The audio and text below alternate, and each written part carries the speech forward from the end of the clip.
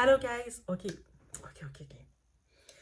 On fait un test. Ok, yo, c'est un test, guys. Ok?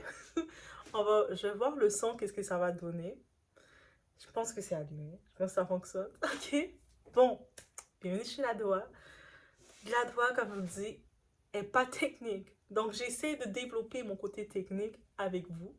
Donc là, j'essaie ce micro. Techniquement, il est supposé être allumé, fonctionner. Ok, je l'ai branché, tout ça. Donc, après, je vais voir qu'est-ce que le son va donner. Si ça donne pas, ben, ça va être un équipement à recommencer. Ouf. Bref, on y va. Bienvenue chez la Devoir, guys. It's about everything. On y va là, comme après. En même temps, j'en profite d'amener ce petit sujet-là. Je le fais comme test. On va parler de Cardi B, guys. Pourquoi on va parler de Cardi B? Je dis que c'est son année, malgré qu'on sait qu'elle est en séparation, en procédure de séparation avec le père de ses deux enfants qui est un infidèle. Mais au-delà de ça, on va parler de qu'est-ce que l'évolution de Cardi B. Parce que on voit Cardi B a fait des décisions stratégiques du point de vue professionnel. En amour, peut-être, c'est une autre histoire, mais du point de vue professionnel, notre Cardi B, moi je dis notre, elle a fait des décisions professionnelles en décidant de prendre, d'investir et d'avoir un beauty team, d'avoir une équipe beauté avec elle. Et c'est beautiful et c'est de ça qu'on va parler. On y va, on s'installe ensemble sans faire de style.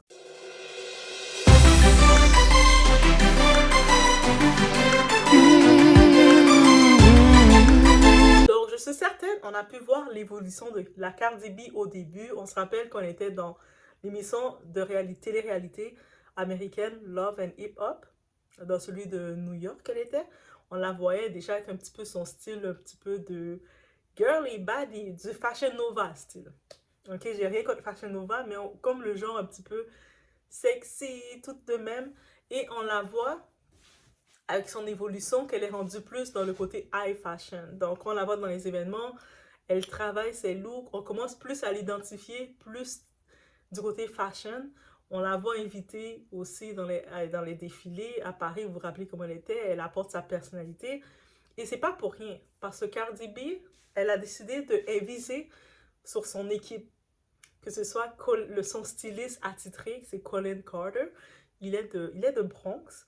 Et lui, il travaille avec plusieurs stars, donc Kelly Rowland, un peu de tout, mais c'est le styliste attitré, c'est l'équipe de Cardi B. Et puis on le voit, il est vraiment très proche d'elle. Des fois même, je me disais, je sais pas c'est quoi, si il est hétéro ou pas, mais juste les regarder, je dirais, ils auraient tellement été un match parfait. On sent qu'ils s'aiment littéralement, mais quand je dis aimer, mais c'est comme ils sont dans la même longueur d'onde, la même énergie. Bref, c'est beau.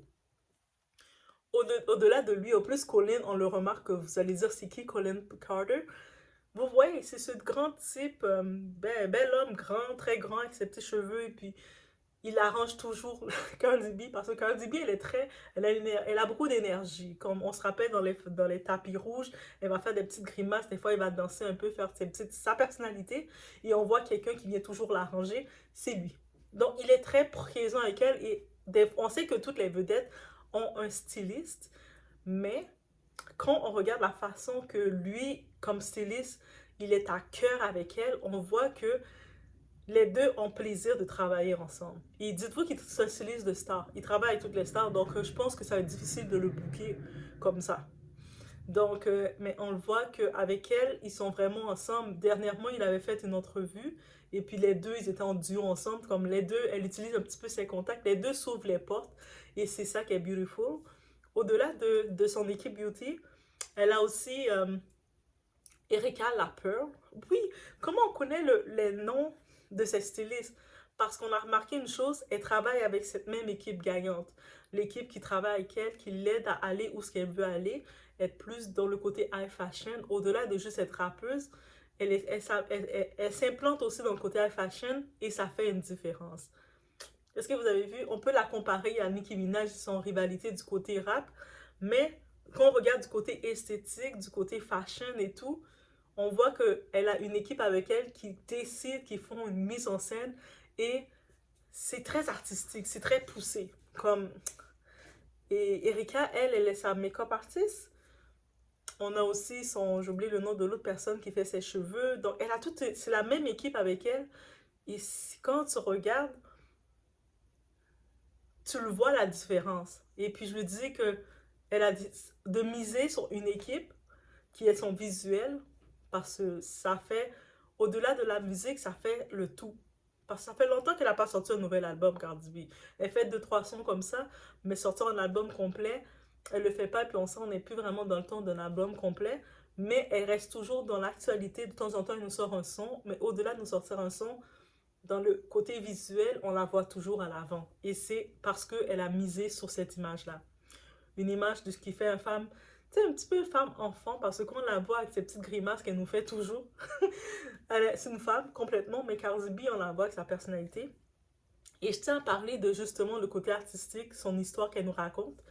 Vous savez, dans le Met Gala de cette année, elle portait la grosse robe noire avec les fleurs. Certaines personnes disaient qu'elle n'est pas dans le thème. Au contraire, elle est très dans le thème, parce que le thème, c'est le temps, jardin dans le temps. Et elle représente la rose noire. Et elle a même sorti, ils ont même avec son équipe préparé un poème, parce qu'on sait qu'elle est en processus de séparation officielle avec le père de ses enfants, avec toutes les humiliations qu'il a données, les infidélités. Désolé, un homme qui te trompe, qui te manque de respect, et à longueur de fois, tu as beau le pardonner à chaque fois, mais plus tu le pardonnes, plus tu te punis.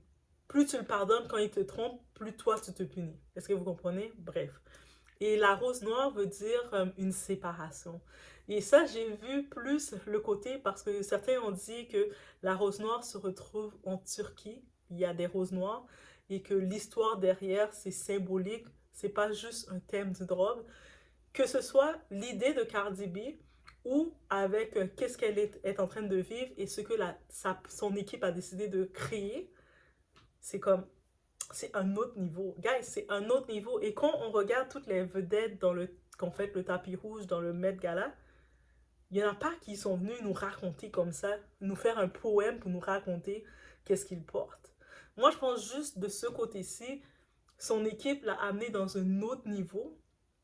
Certains vont dire, ah, mais elle n'a pas gagné parce que mais est-ce que vous comprenez qu'est-ce que ça représente? On retire tout le fanatisme que moi je préfère mieux Nicki, moi je préfère mieux Tila, moi je préfère mieux qui. Même Rihanna qui n'était pas présente, on l'a rendue présente pour la faire gagner. Hey, quand t'es rendue queen comme Rihanna, t'as pas besoin d'assister aux événements pour gagner. Ok, ça c'était ma petite partie de doigt que je devais ajouter. Mais bref, c'est juste ça que c'est une petite vidéo aussi courte, aussi simple que je devais voir. Et vous savez, dans cette chaîne, je parle beaucoup de l'évolution, quand on voit les personnalités, que ce soit notre évolution, l'évolution, mais des fois, on va faire des décisions de notre entourage qui vont nous amener une évolution à un autre niveau. Et c'est ça qu'elle a fait. Et de où ce qu'elle était, et pour aller où ce qu'elle veut aller, elle a recréé un entourage. C'est son équipe artistique, son beauty team, et qui l'amène où ce qu'elle doit aller. Et je pense que ça peut servir de modèle concernant cette façon de faire pour beaucoup d'artistes, de personnalités. Et j'ai une pensée particulière à Aya. Je pense que rendu où ce que Aya elle est, si elle pouvait se concentrer, les amis d'Aya là, vous là, les amis d'Aya, dites-lui de créer son équipe. Même si c'est une petite équipe, qu'un styliste à elle, son maquilleur ou sa maquilleuse, son monde à elle, qui se déplace avec elle, qui devient sa famille, et puis ils créent un mouvement ensemble. Ils créent un mouvement de masse qu'on les identifie. Colin, là, il est autant populaire que on sait que quand on entend Colin, on sait Cardi B est pas loin. Est-ce que vous comprenez? Et puis, comme ils ont tellement fait une symbiose ensemble que c'est juste beautiful. Et puis, pourtant, ils travaillent avec d'autres artistes. Ils travaillaient même avec d'autres artistes avant elle. Mais la façon elle l'a mis en avant dans son tout, que les deux, on voit qu'ils s'interchangent, je me dis, est-ce que c'est pas son frère pour de vrai? Ils sont pas famille pour de vrai? Ils sont pas ensemble? Est-ce qu'elle va nous annoncer qu'ils sont ensemble? Mais non, c'est juste la façon. Je pense que dans les artistes d'aujourd'hui, Cardi B, c'est quand même une artiste avec sa personnalité. Qu'on veut l'aimer ou pas, on parle même pas de sa musique. Juste regarder sa personnalité. Elle est intéressante. Tu sais, ce matin, je pense, elle faisait un live ce matin. C'est ce matin, elle faisait un live. Il était vers 7h, 6h du matin. Vous savez, un live à Instagram. où ce que elle a sa caméra, elle est couchée sur le lit, puis elle est en train de parler aux gens, près de 10 000 personnes, et puis elle parle, elle raconte. Mais elle n'est pas là pour, quand elle fait ses lives, elle est pas là, elle vient pas faire juste des lives pour vendre un produit. Ok, je vais sortir un album, venez m'encourager. Non, juste elle a envie de parler, se défouler, parler, puis elle fait des lives. Et je pense que c'est cette connexion qu'elle crée avec les gens, et je pense que elle a compris cette formule-là et elle l'utilise à son plein potentiel. Et au-delà d'utiliser sa personnalité pour vendre, elle a décidé de peaufiner son look parce qu'elle veut plus avoir le look de la fille des nightclubs, de celle qu'elle avait été. Elle est maintenant invitée. On se rappelle quand Donatella Versace, Donatella Versace, là, où ce qu'il y avait le fashion show à Paris. Et puis, l'avait pris dans ses bras pour l'accueillir. Tu sais, les designers commencent à la reconnaître et c'est quand même une première pour les rappeuses américaines. Parce que les Américains, ils sont big, mais on sait, la France, l'Europe, côté high fashion, haute couture, avec le carré VIP, c'est, on les compte les artistes qui sont vraiment mis en premier rang et puis ils sont accueillis par les designers. Parce que les designers, ils sont un petit peu pointueux face à eux, mais qui peuvent t'accueillir et te donner ta place dans un endroit un peu fermé. Ça veut dire qu'elle a été capable d'avoir son équipe, son équipe beauty, que ce soit son styliste, sa coiffeuse, tout son monde qui l'a amené. Et quand on regarde, depuis elle a fait la décision d'avoir son équipe attitrée, on le voit la différence visuelle. Sa musique, que vous l'aimez pas, ça c'est les goûts de chacun. Mais il faut reconnaître la différence qu'elle a faite et on peut le prendre comme exemple. Vous savez, chez la doigt, on peut toujours regarder qu'est-ce qu'on peut ressortir de tout ça. Des fois dans la vie, on va devoir, quand on veut quelque chose de différent, on va devoir faire des choses différentes. Des fois, on va devoir quitter le genre de personnes qu'on fréquentait, le genre d'endroit qu'on allait pour aller vers un autre milieu ou s'adapter à un autre milieu, investir dans un autre milieu. Et quand on fait ça, c'est pas pour rien. C'est parce que on doit le faire. On doit le faire pour s'élever à un autre niveau, dans des endroits qu'on pensait pas être acceptés. Combien de rappeuses américaines qu'on voit dans les high fashion, qu'on les voit reconnues dans le côté high fashion? Honnêtement, combien? C'est sûr, oui, cette année dans le Met Gala, on va dire, on a vu Nicki Minaj, on l'a vu elle, mais toutes les autres rappeuses sont pas là. L'année dernière, l'autre rappeuse qui était là, Young Miami, elle n'était pas invitée. Elle était l'invitée de Didi. Est-ce que vous comprenez? Donc, techniquement, Anne Wintour, qui invite quand même elle regarde vraiment les gens qu'elle veut inviter, elle n'invite pas nécessairement les rappeuses. C'est-à-dire que si elle t'invite, c'est parce que soit tu as fait une preuve quelconque ou tu as un impact. Actuellement, il y avait juste deux. Nicki Minaj et, comme rappeuse, Nicki Minaj et Cardi B. Et donc, on a vu les deux, ils ont fait un petit peu plus attention pour avoir un style fashion. Nicki Minaj aussi avait une jolie petite robe cocktail, elle représentait le thème avec les fleurs. On a vu Cardi B, elle est venue plus aventurière parce qu'elle a son équipe derrière, elle a une grosse équipe, son styliste Colin. Vous pouvez aller regarder la page de Colin Carter. C'est impressionnant qu'est-ce qu'il fait, ce type-là. Il a même une autre page, au-delà d'Instagram, il a sa page. C'est vraiment... Quand je vous dis là, que même si on n'a pas nécessairement la vision pour soi, il faut s'entourer de gens, des fois, qui ont cette vision. Parce que les gens, quand vous êtes avec des gens qui ont une vision extrême, ils vont vous pousser dans la vision. Même si vous ne savez pas vraiment où aller, ils vont juste vous pousser. Ah, voilà, voilà. Et puis vous allez vous retrouver, vous allez être propulsé.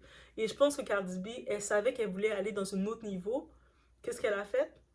Elle ne se connaissait pas en live fashion, dans la haute couture. Elle n'est pas née dedans, elle est née dans les quartiers un petit peu rough, ghetto de la vie. Donc, elle allait chercher du monde pour l'amener dans un autre niveau. Et c'est parfait. Donc, des fois, il faut sélectionner aussi les gens avec qui que vous êtes. Des fois, il faut sélectionner les gens avec qui que vous voulez être quand vous voulez aller dans une autre élévation de votre vie. C'est ça qu'on peut retenir dans tout ça. Bon, j'espère dans toute la vidéo que vous n'allez pas trop jouer avec le son en train de faire ah, yo, son micro là. Dites-moi est-ce que le micro, il a coopéré? Yo, je pense qu'il a même plus coopéré, man. Je sais même plus si ça a coopéré. Je vois même plus la lumière allumée. Oh my god. J'ai essayé de chercher. Bref, la lumière allumée, je vois plus le micro s'allumer. Donc, I don't know. I just wanna know. Il s'allumait puis il s'allume plus. C'est quoi ce genre de micro-là? Je veux un autre micro. Bref, vous allez entendre qu'est-ce que vous allez entendre là. Puis c'est ça, je voulais juste faire une vidéo pour tester le micro, mais finalement ce micro-là, c'est un fail. C'est un échec. Faut que je m'achète un autre micro parce que oh, je suis en train de tester un bon micro, guys. Puis à chaque fois que j'achète un micro, c'est jamais vraiment ce que je veux, man. Fail. So, laissez-moi savoir, dites-moi, Yodoa, à un moment, je t'entendais faire... Je t'entendais pas de son, j'ai compris. Vous dites, j'entendais, je voyais ta bouche bouger, j'entendais pas de son, j'ai fait, oh my god, vous avez rien compris. Mais, les cœurs, vous allez comprendre les cœurs, ok? On se voit aux prochaines vidéos. C'était un test, ok? C'était un test en même temps. Doit tester son micro pour voir que c'est un fail. Donc, doit commander un autre micro parce que celui-là, c'est un fail. Combien de micros que je vais acheter juste avant de tomber sur le bon micro? Je pense que je vais toutes les tester. Puis,